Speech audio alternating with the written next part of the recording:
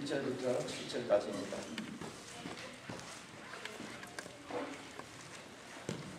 저희를 한 절씩 나누어서 7절까지 읽겠습니다. 1절을 제가 먼저 읽습니다. 아담이 그 아내 하와와 동침함에 하와가 잉태하여 가인을 낳고 이르되 내가 여호와로 말미암아 득남하였다 하니라. 그가 말미암아 아벨을 낳았는데 아벨은 남친자 되었고 가인은 동산자 되었다.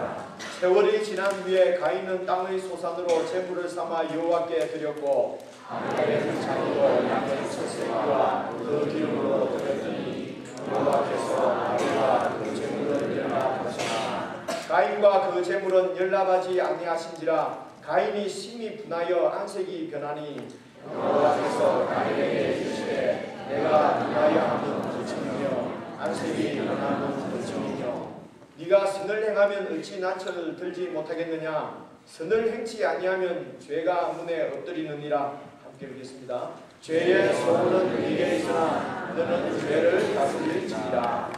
아멘. 2011년 새 첫 주일에 하나님께서 우리에게 주신 말씀이 창세기 4장에 나오는 가인과 아벨의 예배에 대한 이야기입니다.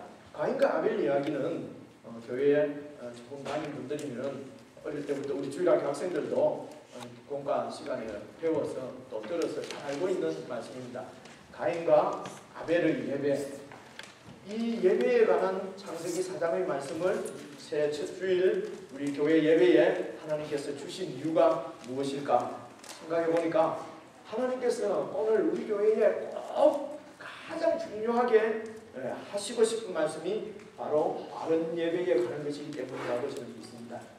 하나님께서 우리에게 이 창세기 4장 예배에 관한 말씀을 주신 것은 그냥 이야기로 성경에 있는 말씀으로가 아니라 오늘 우리에게 하나님께서 하시고 싶은 말씀이 바른 예배를 드리도록 우리에게 그렇게 간절한 마음을 가지시고 이 말씀을 주신 것입니다. 그런데 오늘 본문 우리가 읽으면서 가장 두려운 사실은 하나님께서 예배를 받으시는 예배가 있고 거절하는 예배가 있다고 하는 사실입니다.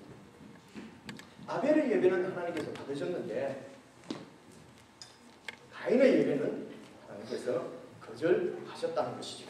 에덴 동산에서 추방된 아담과 하와는 두 아들을 낳았는데 한 명은 농사를 짓는 사람이었고 다른 한 명은 양을 치는 사람이 되었습니다. 그런데 감사하게도 이 두 아들이 다 각각 어느 날 자기 믿음을 따라서 하나님께 예배를 드렸습니다.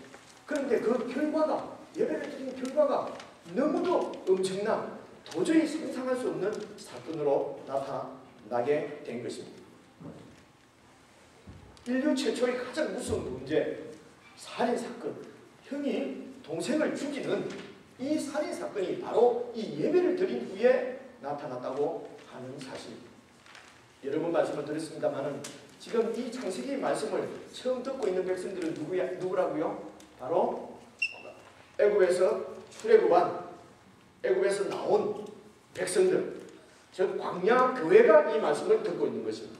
종살이하던 애굽으로부터 구원을 받아서 하나님을 섬기도록 부름받은 이 성도들에게 모세가 설교한 말씀을 오늘 우리도 지금 듣고 있는 것입니다. 모세가 백성들에게 이 창세기 4장 말씀을 설교한 의도, 그 의도는 우리가 짐작하기에 그렇게 어렵지 않습니다. 모세가 애굽에서 나온 이 백성들에게 왜 지금 이 가인과 아벨의 예배 이야기를 지금 설교하고 있겠습니까? 그것은 이 광야교의 백성들, 이스라엘 백성들은 애굽으로부터 부름받은, 애굽으로부터 이렇게 하나님께서 구원하신 이유가 하나님을 예배하도록, 하나님을 섬기도록 그 백성들을 구원하시고 부르셨습니다. 그렇기 때문에 이 백성들은 예배하는 백성들입니다. 예배자들이라고 하는 것이죠. 그런데 그 백성들의 예배는 하나님께서 기쁘게 받으시는 예배가 있고 받지 않고 물리치시는 예배가 있다고 하는 것을 오늘 예배자들에게 모세는 설교하고 있는 것입니다. 사람들은 우리가 무조건 예배만 드리면은 하나님께서 좋아하실 거라고 그렇게 오해합니다. 어떤 자세와 어떤 마음으로든지 예배의 자리에 앉아있기만 하면 하나님은 만족하실 거라고 그렇게 생각합니다. 사랑하는 성도 여러분, 그렇지 않습니다. 그래서 이후에 이 이스라엘 백성들에게 설교한 이사야 선지자의 말씀을 보시게 되면은, 여러분 이사야 1장 12절을 보시면은 이사야 선지자가 그 예배자로 부름받은 예배하는 백성들에게 이렇게 말씀합니다. 너희가 내 앞에 보이러 오니 그것을 누가 너희에게 요구하였느냐? 내 마당만 밟을 뿐이니라. 헛된 재물을 다시 가져오지 말라. 분향은 나의 가정이 여기는 바고 월삭과 안식일과 주일로 대회로 모이는 것도 그러하니 예배와 아울러 성회와 아울러 악을 행하는 것을 내가 견디지 못하겠다. 마음은 하나님을 떠나서 번영의 신, 풍요의 신 바알을 좇으면서도 그냥 하나님을 예배하는 자리에 그냥 몸만 나와 있는 백성들을 향해서 선지자는 너희가 내 앞에 보이러 오니 그것을 누가 너희에게 요구하느냐? 내 마당만 밟을 뿐이니라. 이렇게 호통치면서 책망하는데, 제가 어떤 교회 정문에 이런 글이 걸려있는 것을 보았습니다. 마당만 밟아도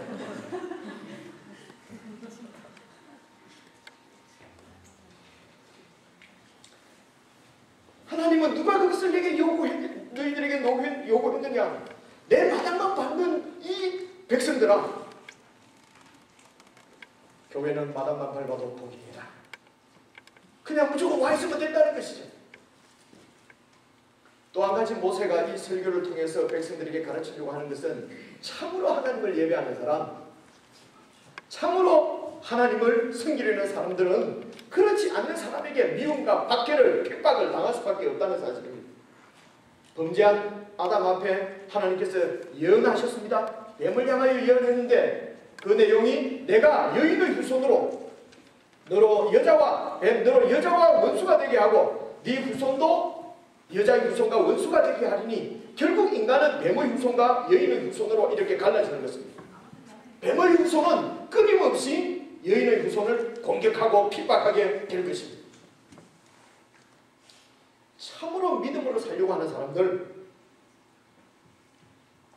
그 사람들은 믿음 없이 사는 사람들에게 끊임없이 박해와 시련을 겪게 될 것이라고 모세는 지금 그 강약 교회에게 설교하고 있는 것입니다.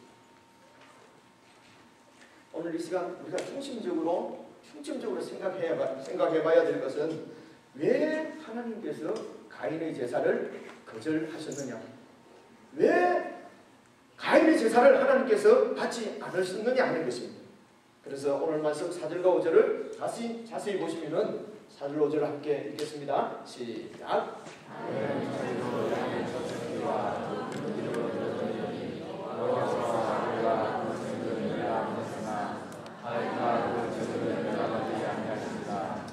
이 말씀을 해석하면서 아벨은 양으로 동물 제사를 드렸기 때문에 하나님께서 받으셨고, 또 가인은 이렇게 곡식을 가지고 제사를 드렸기 때문에 하나님 받지 않으셨다, 이렇게 해석하기도 합니다.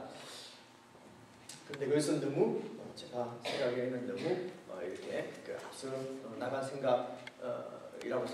앞서 나간 해석이라고 생각하는 이유가, 율법에도 보면은 곡식으로도 하나님께 제사 드리도록 말씀하신 내용이 많이 나오기 때문에 그렇습니다. 여러분, 이것은 그렇게 어렵게 생각하지 말고 문맥을 그대로 보시게 되면은, 다시 한번 보시면은요, 아벨과 제물은 연락하시고 연락은 기쁘게 받으셨다, 이런 뜻이거든요. 하나님께서 아벨과 그 제물은 기쁘게 받으시고 가인과 그 제물은 하나님이 연락하지 않았다, 받지 않으셨다고 말합니다. 여러분, 그렇습니다. 제물 이전에 하나님은 아벨을 받으신 것입니다. 제물 이전에, 가인이 바친 제물 이전에 하나님이 가인을 거절하신 것입니다. 사랑하는 성도 여러분, 제물이 아니라 사람입니다. 하나님께 드리는 예배는 인간이 자신의 영달과 공락을 위해서 절대자에게 뇌물을 주는 그런 행위가 아닙니다. 하나님께 드리는 예배는 제물이 아니라 하나님께 예배드리는 그 사람인 것입니다. 그래서 하나님께서 아벨을 받으신 것입니다. 그리고 그 제물을 받으신 것입니다. 하나님께서 가인을 거절하시고 그 가인의 제물을 거절하신 것입니다. 하나님이 복을 주나 안 주나 시험하는 행위, 이것은 더더욱 아닌 것입니다. 참 우리 가슴을 아프게 하는 성경을 왜곡하는 말씀 중에 하나가 말라기 3장 10절에 있는 말씀입니다. 여러분 3장 10절을 보시면은 만군의 여호와가 이르노라. 미안한데 다리를 가만히 좀 있으면 좋겠다. 목사님 정신이 없었어. 자꾸 이러니까 목사님 자꾸 헷갈립니다. 흔들지 말고 말라고 하는데도 계속 흔들려. 올해부터는 그 첫째 매월 넷째 주일날에는 우리 성도들이 다 함께 모여서 예배를 드리려고 합니다. 이럴 때에 이 넷째 주에 드리는 예배는 우리 자녀들은 부모님들 데리고 예배를 드리도록, 그래서 예배를 가르쳐야 되거든요. 그리고 부모님들과 함께 예배 드리는 것을 배워야 합니다. 그리고 이제 유학생들은 부모님이 없잖아요. 그러면 선생님들하고 같이 예배 드리고 이렇게 하거든요. 그래서 어릴 때부터 이렇게 어른들과 함께 예배하는 것을 잘 배워야 커서도 예배를 드릴 거 아니겠습니까? 그러니까 고등학교 때까지는 자기 마음대로 예배 시간에 자기들 예배하다가 고등학교 졸업하고 대학 딱 들어와갖고 어른들 예배 오니까 미치겠는 거예요 이게. 그러니까 예배 교회 잘 안 오는 경우가 많거든요. 어릴 때부터 훈련하는 차원으로. 그래서 제가 이런 지금 여러분들도 듣기 힘든데 듣기 어려운 얘기인데 정말 아이들이 뭐 이해하겠습니까? 이해 못하더라도 성령님께서 한 말씀을 가지고 우리의 마음을 만지시고 바꾸는 것입니다. 그래서 못 알아듣는다고 뭐 안 오고 안 데리고 오고 이러면 되는 것이 아니고 그죠? 어려운 얘기라도 듣고 있으면은 분위기를 통해서 이 예배 가운데 임재하시는 성령님의 능력으로 우리 아이들도 예배자로 변화될 것을 여러분 믿으시기 바랍니다. 아멘. 그래서 내가 아이들하고 같이 예배드리는 것을 즐기려고 하는데 앞줄에 앉아서 자꾸 나를 흔드니까 정신이 없어서 조금 실례를 했습니다. 대단히 미안합니다. 괜찮습니다. 어디까지 한 거예요? 만군의 여호와가 이르노라. 이거 읽었습니까 방금? 내가 읽었어요? 여러분 읽었습니까? 안 읽었군요. 왔다 갔다 합니다. 만군의 여호와가 이르노라. 너희의 온전한 11조를 창고에 들여서 나의 집에 양식이 있게 하고 그것으로 나를 시험하여 내가 하늘 문을 열고 너희에게 복을 쏠 것이 없도록 붙지 아니하나. 보라. 하나님을 시험하는 것은 죄 중에 제일 큰 죄입니다. 그럼에도 불구하고 하나님께서 나를 시험해보라고 말씀하신 것은 하나님의 마지막 애타는 절규요 눈물 흘리는 호소요 안타까운 마음인 것입니다. 백성들을 이 이스라엘 백성들의 사악함이 갈 때까지 갔습니다. 그래서 하나님께서 말라기 선지자를 마지막으로 보내시고 하나님은 하늘 문을 닫아버리셨어요. 하나님은 더 이상 선지자를 보내지 않으셨어요.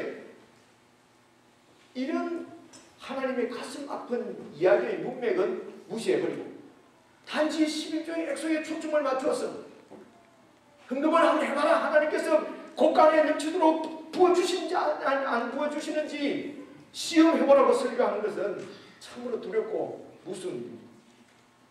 흥금은 여러분 부채가 아닙니다.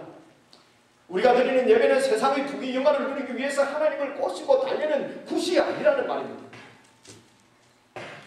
창조자 하나님을 경외하고 끝까지 충성하고 사랑하겠다고 하는 어떤 경우에도 하나님을 배반하지 않고 하나님을 섬기겠다고 하는 신앙의 고백이요 사랑의 고백이 바로 우리가 드리는